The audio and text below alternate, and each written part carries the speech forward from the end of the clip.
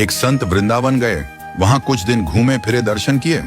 जब वापस लौटने का मन किया तो सोचा भगवान को भोग लगाकर कुछ प्रसाद लेता चलूं। संत ने रामदाने के कुछ लड्डू खरीदे और मंदिर में जाकर प्रसाद चढ़ाया और आश्रम में आकर सो गए, क्योंकि संत को सुबह ट्रेन से निकलना था।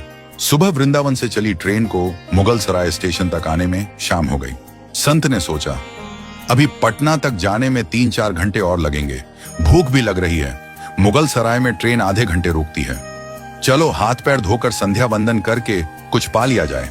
संत ने हाथ पैर धोए और लड्डू खाने के लिए डिब्बा खोला। उन्होंने देखा लड्डू में छींटे लगे हुए थे। उन्होंने छींटों को हटाकर 1-2 लड्डू खा लिए। बाकी बचे लड्डू का प्रसाद बांट दूंगा ये सोचकर छोड़ दिए। पर कहते हैं ना, संत हृदय नवनीत समाना। बेचारे को लड्डू से अधिक उन छींटों की चिंता सताने लगी।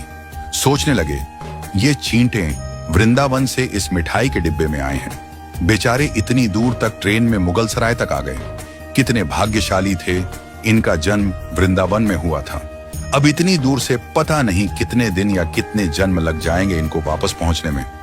पता नहीं ब्रज की धूल इनको फिर कभी मिल भी पाएगी या नहीं। मैंने कितना बड़ा पाप कर दिया, इनका वृंदावन छुड़वा दिया। नहीं, मुझे वापस जाना होगा। और संत ने उन छींटों को वापस उसी मिठाई के डिब्बे में सावधानी से रखा और वृंदावन की ट्रेन पकड़ ली। उसी मिठाई की दुकान के पास गए और डिब्बा धरती पर रखा और हाथ जोड़ ली। मेरे भाग्य में नहीं कि तेरे ब्रज में रह सकूं, तो मुझे कोई अधिकार भी नहीं कि जिसके भाग्य में ब्रज की धूल लिखी है उसे दूर कर सकूं। दुकानदार ने देखा तो आया और कहने लगा, महाराज चींटें लग गई तो कोई बात नहीं, आप दूसरी मिठाई तुलवा लो। संत ने कहा, भैया मिठाई में कोई कमी नहीं थी, इन हाथों से पाप होते होते रह गया, उसी का प्रायश्चित कर रहा हूं। दुकानदार ने जब सारी बात जानी तो उस संत के पैरों के पास बैठ गया और भावुक हो गया। इधर दुकानदार रो रहा था, उधर संत की आंखें गीली हो रही थीं।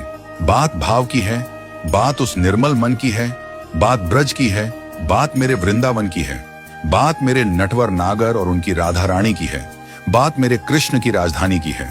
बूझो तो बहुत कुछ है, नहीं तो बस पागलपन है, बस एक कहानी।